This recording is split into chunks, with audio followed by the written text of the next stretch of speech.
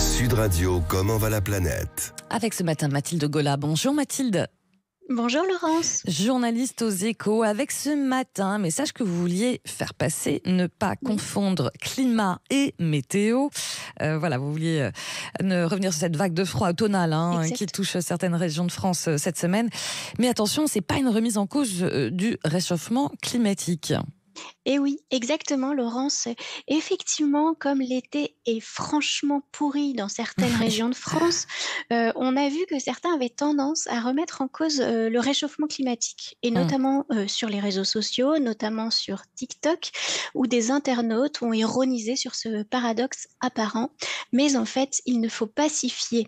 C'est une grave erreur, car cette impression est fausse. Elle provient, comme vous l'avez dit, d'une confusion entre la météo et le climat.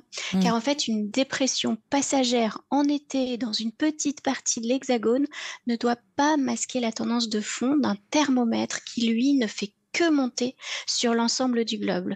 Car même si la planète se réchauffe globalement, il peut parfois faire un peu plus frais à certains endroits, avec des températures qui peuvent même descendre en deçà des fameuses normales de saison, comme c'est le cas en ce moment dans le nord de la France. Voilà, dans le nord de la France et à Paris, on vous le confirme. Donc, bien sûr. C'est ça. Donc en fait, quelque part, il faut se fier surtout à cette tendance sur la durée. Oui, c'est ça, exactement. Et d'ailleurs, pour mieux comprendre ce phénomène, il y a un chercheur finlandais a publié une petite animation vidéo qui a été repérée par nos confrères du Parisien, qui est assez édifiante. En fait, il s'agit d'un homme qui promène son jeune chien en laisse. L'animal est fougueux, donc il part d'un côté, puis de l'autre. Mais en fait, si on prend un peu de recul et qu'on retrace la trajectoire du maître à l'autre bout de la laisse, on se rend compte que lui, sa trajectoire, elle est complètement rectiligne. Et en fait, les soubresauts du jeune animal qui fait vraiment des zigzags et qui va en haut ou en bas, illustrent ce que parfois peut faire la météo. Mais en fait, l'homme qui tient la laisse, lui, il garde son cap. En fait, à l'image de la trajectoire du climat sur la durée. Il faut vraiment prendre ce recul pour se rendre compte de la tendance de fond et de ne pas sombrer dans une forme de climato-scepticisme comme on a pu le voir sur les réseaux sociaux en ce moment. Car en somme, les fluctuations passagères et locales de la météo ne doivent pas occulter la tendance de fond, comme vous l'avez dit, de l'évolution du climat, où là, tous les indicateurs attestent d'un inexorable réchauffement de la planète. C'est simple, basique, comme pourrait dire un célèbre rappeur. Ça me dit quelque chose. D'ailleurs, en parlant de factuel, Mathilde Gola, on l'a dit, ce mois de juillet, il n'est pas du tout particulièrement frais en France. Et oui, non, pas du tout, effectivement. Même si les dernières journées du mois de juillet sont relativement fraîches sur une partie du pays, la température moyenne, elle est même supérieure à la normale de 0,8 degrés environ, selon Météo France. Le mois de juillet est même le 15e plus chaud depuis 1900 en France. Ça peut paraître un peu fou, mais c'est le cas, c'est les faits, c'est les scientifiques qui le disent une nouvelle fois. Et en fait, si on prend l'ensemble du territoire français, on se rend compte que des températures ont été très élevées dans le sud. La Corse, par exemple, a connu en juillet sa seconde plus longue vague de chaleur depuis 1947, toujours selon Météo France. Et en Provence-Alpes-Côte d'Azur ou même dans les Pyrénées-Atlantiques, on a aussi connu des records de chaleur avec, par exemple, 39,2 degrés à Cannes le 19 juillet ou encore plus de 40 degrés, 40,4 degrés exactement à Serralong dans les Pyrénées-Orientales. Mais d'ailleurs, on a dit qu'à l'échelle mondiale, le mois de juillet avait été le mois le plus chaud jamais enregistré.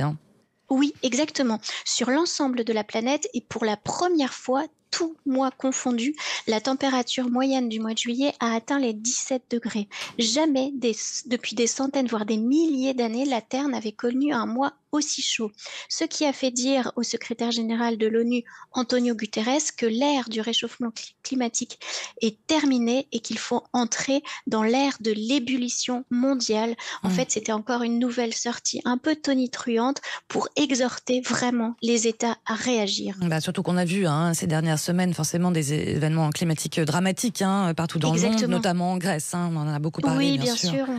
Exactement, on se souvient de ces images un peu folles où le thermomètre s'est complètement affolé dans de nombreux pays. Les canicules se sont multipliées. Vous avez parlé de la Grèce, il y a aussi l'Italie. On a eu des pointes à 48,2 en Sardaigne, à Jersey.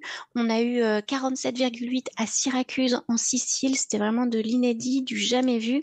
Même en Espagne, en Turquie, en Tunisie ou en Algérie, on a vraiment connu des températures inédites avec des 48,7 à Alger ou des 49 à Tunis.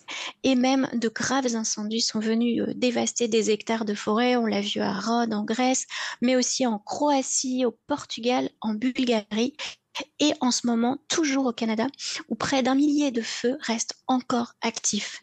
Et en Iran, il y a aussi des phénomènes de pics de température.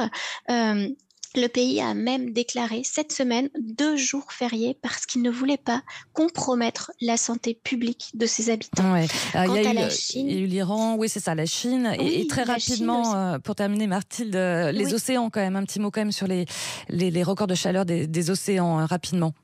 Oui, bien sûr. Oui, oui, c'est important parce que Mm. là, il s'agit vraiment d'un signe incontestable du réchauffement climatique, car contrairement aux aléas de la météo ou des phénomènes locaux, comme on l'a vu, et temporaires peuvent parfois venir un peu brouiller la perception que l'on peut avoir de l'évolution du climat, la hausse de la température dans les océans, elle est constante, au point qu'à la fin du mois de juillet, les températures de la mer Méditerranée et de l'Atlantique Nord ont atteint de niveaux vraiment records. Alors, c'est moins visible que des canicules ou des feux de forêt, mais là, pour le coup, c'est incontestable.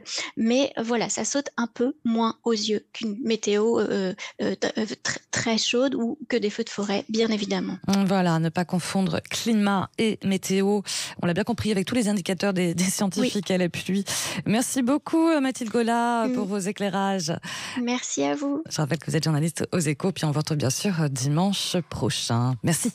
Merci, au revoir.